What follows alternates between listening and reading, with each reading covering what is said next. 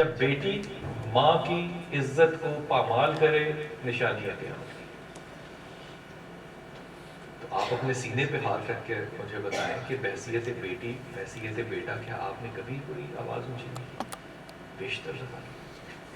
ہمارے بچے آواز اونچی نہیں کرتے، بیشتر دفعہ کرتے۔ جن چیزوں سے خدا نے ڈرایا ہے، ہماری کسی نہ کسی طریقے سے زندگی کی یا وہ عادت ہے یا ترجیح ہے۔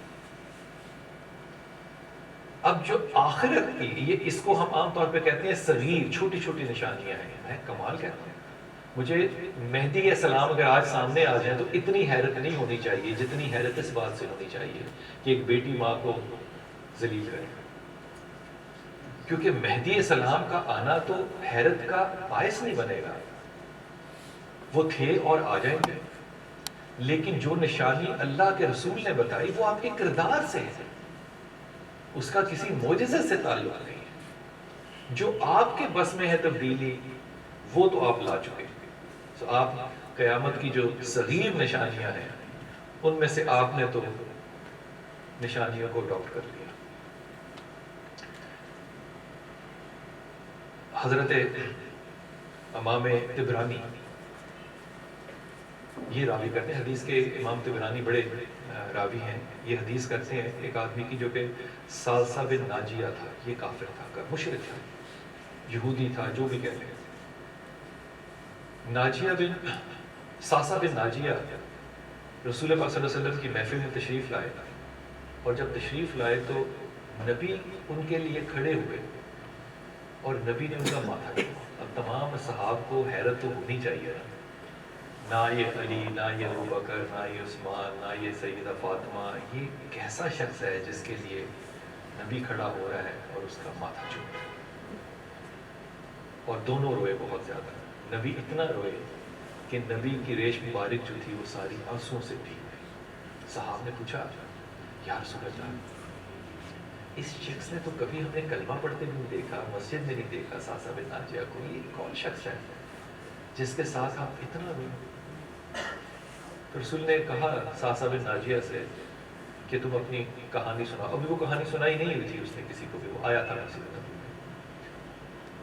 اس نے صاحب کو کہا کہ میں بہت ہی سہل آدمی ہوں، میں امیر آدمی ہوں، میں اونٹوں کا کاروبار کرتا ہوں، اور ان اونٹوں کے کاروبار میں اکثر یمن، شام کے سفر پہ رہتا ہوں۔ میں اپنے اونٹوں کو مدینے میں لے کر آ رہا تھا بیچنے کے لیے، تو میں نے اپنے اونٹوں میں سے 3 اونٹ جو تھے وہ کم دیکھے، تو میں ان کو ڈھونڈنے کے لیے ریگستان میں نکل گیا کہ وہ تینوں کے تینوں اونٹ میرے کہاں ہوں گے۔ کہتے ہیں بڑے سفر مسافت کے بعد مجھے کچھ خیمے نظر آئے، میں وہاں پہ سستانے کے لیے رکا تو مجھے اپنے اونٹ بھی وہاں ایک خیمے کے باہر بندھے ہوئے نظر آئے، اور اس خیمے کے باہر ایک شخص بیٹھا ہوا تھا جس کے ہاتھ میں ایک ننگی تلوار تھی، اور اس کے خیمے سے ایک عورت کے رونے کی آوازیں آ رہی تھی۔ میں نے اس سے پوچھا کہ یہ اونٹ جو ہیں وہ کس کے ہیں؟ اس نے کہا یہ میرے ہیں۔ تو میں نے اس سے کہا نہیں، یہ اونٹ تو میرے ہیں، یہ تو چوری ہو گئے، راستہ بھول گئے تھے، تم نے ان کو ناجائز رکھا۔ کہتا ابھی میں بحث کر رہا تھا تو اندر سے بچے کے رونے کی بھی آواز ہے۔ تو میں نے اس سے پوچھا تم ننگی تلوار لے کے یہاں پہرا دے رہے ہو؟ اس نے کہا نہیں، میری بہو اندر بچہ پیدا کر رہی ہے، اگر اس نے بیٹا پیدا کیا تو میں اسی تلوار سے یہاں رقص کروں گا، اور اگر اس نے بیٹی پیدا کی تو میں اسی تلوار سے اس بیٹی کی گردن کو کاٹوں گا۔ مجھے نہیں لگتا کہ وہ برا آدمی تھا، ٹھیک آدمی تھا، گردن ہی کاٹ رہا تھا، زنا تو نہیں کر رہا تھا بیٹی کے ساتھ۔ ہم تو اس مشرک سے بھی کوئی 10 قدم آگے جا چکے ہوں گے۔ اب تو مجھے یہ بڑے معصوم سے بیچارے لوگ لگتے ہیں، بلکہ میں کثرت سے کہتا ہوں ویسا کہ آج اگر یزید آ جائے تو انشاءاللہ تعالی ہمارے طالب علموں میں سے ہی ہوگا، ہمیں ظلم سکھا نہیں سکے گا کوئی نیا۔ اس نے کہا اس کی گردن کاٹوں گا۔ حضرت ساسا بن ناجیہ کہتے ہیں کہ میں نے اس سے کہا کہ اچھا تو یہ تینوں اونٹ میرے لے لے، اور یہ بچی جو ہے تو اس کو قتل نہ کر، مجھے دے دے۔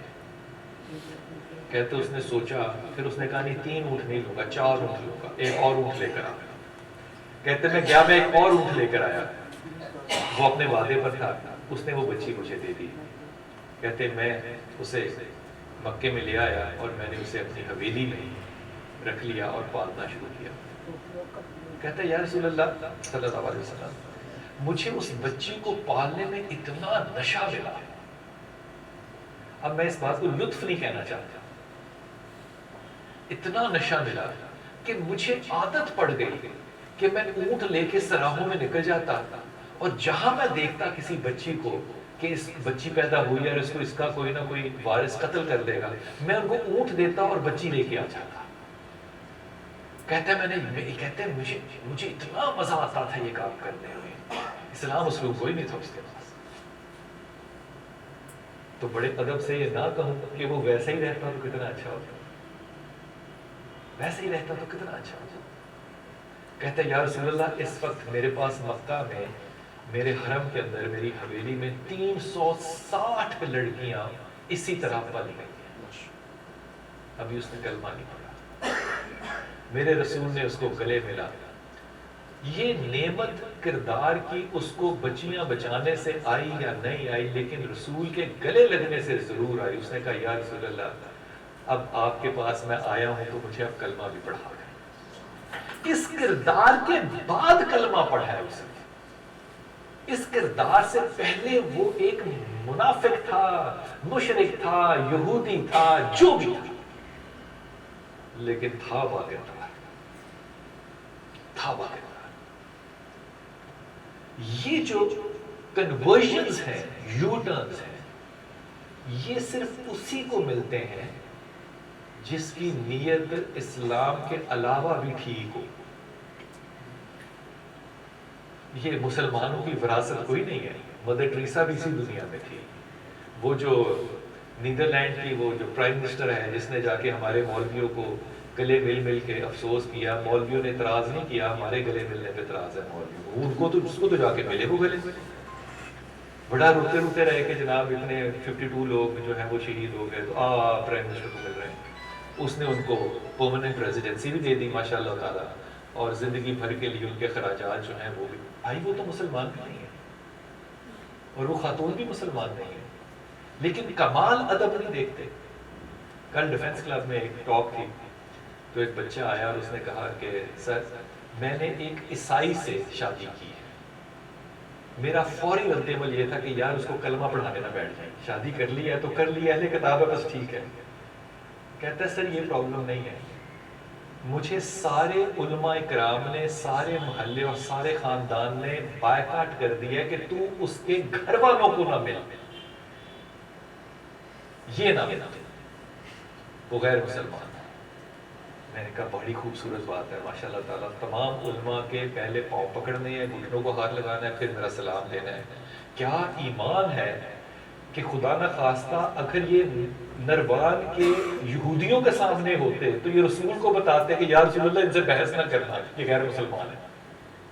اگر یہ مدینے کے اندر ہوتے تو یہ رسول کو سمجھا رہے ہوتے معاذ اللہ کہ یا رسول اللہ آپ نے ان کو تبلیغ اسلام نہیں کرنا, یا رسول اللہ یہ ناپاک لوگ ہیں. وہ پیشاب کر رہا ہے بیٹھ کے, پیشاب کر رہا ہے بیٹھ کے. بخاری صحابہ بھاگے اس کی طرف کہ اس کو روکے, یہ مسجد ہے پیشاب نہ کر. نبی نے صحابہ کو روکا, اس کو نہیں روکا. بھائی وہ تو ناپاک کر رہا ہے مسجد کو. یہ جملہ اپنے گمان سے کہہ رہا ہوں, نبی کہہ رہے ہیں کہ اس کو ناپاک کرنے دو, اس کی حاجت کو نہ روکو. وہ جب کر چکا پھر نبی نے جا کے صلی اللہ علیہ وسلم نے وہاں پہ اس کو صاف کیا, وہاں پہ پانی ڈالا. اس پہ نبی کا ایک جملہ کسی حدیث میں نہیں ہے کہ نبی نے ان کو سمجھایا کیا تھا, تبلیغ کیا کیا تھی. وہ وہاں آئے تھے, بات کی تھی, کوئی اسلام نہیں لے کر آیا تھا, نبی کی بات کسی نے نہیں مانی تھی. لیکن جب اس کا پیشاب نبی دھو رہا تھا, اس عمل کو دیکھ کے لوگوں نے کلمہ پڑھ لیا کہ یار کیا نبی ہے, کیا نبی ہے. یہ خوف اس وقت بھی صحابہ میں ہو سکتا ہے کہ یہ نہ کرو وہ نہ کرو. نبی کے پاس تو کوئی خوف نہیں تھا, نبی کے پاس تو کوئی خوف نہیں تھا. یہ وہ معاملہ جس کو کہ ہم کیا کہنا چاہیے, اللہ پہ بھروسہ کہتے ہیں یا تقوی کہیں. تقوی کی حضرت امام جعفر نے بڑی خوبصورت تعریف کی, تقوی کا لفظ استعمال کرتے ہیں. امام جعفر سلام اللہ علیہ کے پاس جب وہ شخص گیا کہ تقویٰ کیا ہے تو آپ نے کیا مثال دی؟ امام جعفر کہتے ہیں کہ اپنے دل کو اپنے سینے سے باہر نکالو، اس کو ایک تشلے میں، ایک برتن میں رکھو، اور یہ برتن جا کے بیچ چوراہے میں رکھ دو، یعنی کہ تمہاری ساری جو انٹرنل فیلنگز، سیکریٹس، جو بھی ٹاک ہے وہ سارے شہر کے بازار میں پڑی ہو، اور تمہیں چھپانے کی کوئی ضرورت نہ ہو، تمہیں کوئی شرم نہ ہو کہ میرے دل میں کوئی میل ہے جو لوگ دیکھ لیں گے۔ یہ تقویٰ ہے۔ تقوی کا ادراک امام جعفر صادق نے عمال پہ نہیں کیا کہ یہ عمل کرو گے تو تقویٰ ہوگا، خیال اور نیت پہ کیا، خیال اور نیت صحیح ہوگی تو تقویٰ ہوگا۔ حضرت میسم بن یحییٰ تیمار جو ہیں، یہ ان صحابہ میں سے ہیں جن کو ان کی زندگی میں امام علی کرم اللہ نے یہ کہا تھا کہ تمہیں میری وجہ سے مارا جائے گا، اور جب تمہیں مارا جائے گا تو تمہیں اس درخت کے ساتھ لٹکایا جائے گا۔ وہ جب ان کو پتا چلا کہ یہ درخت بیچارہ چھوٹا تھا، تو میسم تیمار روز کیا کرتے تھے؟ وہ روز صبح فجر کے بعد جاتے، اس درخت کو پیار کرتے، چومتے، اس کو پانی دیتے، کہتے تو کب بڑا ہوگا، کب تو بڑا ہوگا، کب علی کی بات پوری ہوگی۔ وہ تو موت کا انتظار کر رہا تھا، کب علی کی بات پوری ہوگی۔ جب اس کو موت کی سزا سنائی گئی تو اس نے ہنس کے کہا، اس نے کہا تم نہیں مجھے مارو گے؟ کہ کیوں نہیں ماریں گے تمہیں؟ اس نے کہا کیونکہ علی نے کہا تھا کہ پہلے تمہاری زبان کاٹیں گے، پھر تمہارے ہاتھ کاٹیں گے، پھر تمہاری ناک کاٹیں گے، پھر تمہاری آنکھیں نکالیں گے، پھر تم جا کے مرو گے۔ تو ابھی تو تم نے میری زبان کاٹی نہیں، تم میرے پہ فتویٰ موت کا کیسے لگا سکتے؟ یہ یقین کا ایک پہلو ہے، موت کا خوف نہیں، یقین کا پہلو ہے۔ اس کو لٹکایا گیا، اس نے تعریف علی شروع کر دی، محبت کرنے والے علی سے بہت لوگ تھے، انہوں نے زبان کاٹ دی۔ خیر یہ ایک لمبی بات۔ یہ میسم تیمار جو ہے، انہوں نے کاروبار کیا، وہی کاروبار جو ہے کہ بلال حبشی کیا کرتے تھے۔ حضرت بلال حبشی رسول پاک صلی اللہ علیہ وسلم کے پاس ایک دفعہ آیا، کہا کہ یا رسول اللہ میرے پاس، یہ فائنانس منسٹر تھے نبی کے، کوئی پیسے ویسے نہیں ہیں، تو آپ نے کہا تو کھجوریں بیچ۔ تو وہ جو کھجوروں کا کام شروع کیا، وہ اجوا کھجور عربز کے اندر سب سے نکمی کھجور تھی، سب سے نکمی کھجور، چھوٹی کالی، کوئی نہیں کھاتا تھا، لوگ امبر کھاتے تھے بڑی کھجور کھانے کے لیے، سب سے نکمی کھجور تھی، وہ سب سے سستی تھی کیونکہ، تو آپ نے امبر کا ڈھیر لگا لیا، وہ بکی کوئی نہیں۔ وہ رات کو آگے کہتے ہیں یا رسول اللہ کچھ بھی نہیں بکا۔ رسول پاک صلی اللہ علیہ وسلم نے امبر کھجور کو دعا دی، اور یہ دعا آج بھی دیکھو کتنی قبول ہے کہ اگر آپ کو سب کھجوروں میں سے کوئی کھجور لینی ہو تو آپ اجوا لیں۔ وہ کھجور جو نکمی تھی، دعائے رسول سے اس کو کس قدر برکت ملی۔ اسی سنت کو برقرار کرتے ہوئے حضرت میسم تیمار نے کھجور کی دکان بنائی کہ میں بھی کھجور بیچوں گا، جس طرح کہ رسول نے کہا تھا بلال حبشی کو میں بھی بیچوں گا۔ تو ایک دن حضرت امام علی کرم اللہ جا رہے تھے، کمبر ان کے ساتھ تھا، ان کا غلام ہے بڑا مشہور ہے، تو دیکھا کہ میسم تیمار کی دکان جو ہے وہ بند ہے۔ تو امام علی نے کہا کیوں بند ہے؟ کہا کہ وہ بیمار ہے اس لیے بند ہے۔ کہا اچھا تم دکان کھولو، میں اس کی دکانداری آج کرتا ہوں، اس کو آج نفع کرتا ہوں۔ اب یہ علی کا بول کچھ زیادہ ہی بڑا تھا، نفع، علی کو کیا پتا کاروبار کا، نفع کرتا ہوں میں اس کا آج۔ وہ بیٹھ گئے، امام علی نے کھجوریں لگا دی، غلہ کھول دیا، اور لوگوں کو کہا کہ جس کا جی چاہتا ہے کھجوریں اٹھائے، جس کا جی چاہتا ہے پیسے ڈالے، جس کا جی جتنا چاہتا ہے پیسے ڈالے، جس کا جتنا جی چاہتا ہے کھجوریں لے جائے۔ یہ کاروبار تھا علی کا۔ اب یہاں پہ ایک شخص آتا ہے، یہ ہرگز نہیں لکھا کہ وہ منافق تھا، یہودی تھا، غیر مسلمان تھا، وہ ہم میں سے تھا۔ اس نے دیکھا علی کو کہ علی کھجوروں پہ بیٹھے ہیں، تو اس نے دیکھا کہ علی کے غلے میں لوگ خود ہی پیسے رکھتے اور کھجوریں اٹھاتے جا رہے ہیں۔ وہ بھاگا گھر گیا، جتنے کھوٹے پیسے تھے، کھوٹے سکے تھے، اٹھائے، اس نے لے کر آیا، علی کو کہا کھجوریں لے لو، کھوٹے سکے ڈالے، کھجوریں اٹھائیے۔ اب جھولی بھر کھجوریں لے کے تو اپنی بیوی کے ساتھ بیٹھ گیا گھر میں، ایک ایک کھجور کھولے، ایک ایک کھجور کھولے۔ وہ جو بھی کھجور وہ کھولے اور جو بھی کھجور اس کی بیوی کھولے، اس میں سے ایک سفید رنگ کا لمبا کیڑا نکلا ہے۔ اب یہ لمبا کیڑا کھجوروں میں ہوتا نہیں۔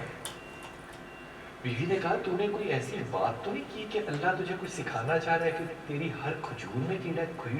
کھجوروں میں کہاں سے کیڑے آ گئے؟ تو اس نے کہا نہیں نہیں پیسے دے کے لایا. اس نے کہا تو پھر سوچ. اس نے کہا پیسے تو دیے تھے لیکن وہ پیسے کھوٹے تھے. اچھا بیوی ذرا زیادہ تگڑی تھی. اس نے کہا دیکھ بات میں یہ نہیں کہتی کہ تو دنیا میں شرمندہ ہو. کھوٹے پیسے تو نے علی کو دیے, علی نے علی کی برکت سے ان کھجوروں میں کیڑا پڑ گیا. اب علی کو تو دھوکہ دے آیا ہے. اب یہ نہ کریں کہ اللہ کو بھی کھوٹے پیسے اس دنیا میں دے اور جب روز قیامت اللہ تیری کھجوروں کی کتاب کھولے تو تیرے ہر عمل میں سے کیڑا نکلے. اپنی نمازوں کی حفاظت کر.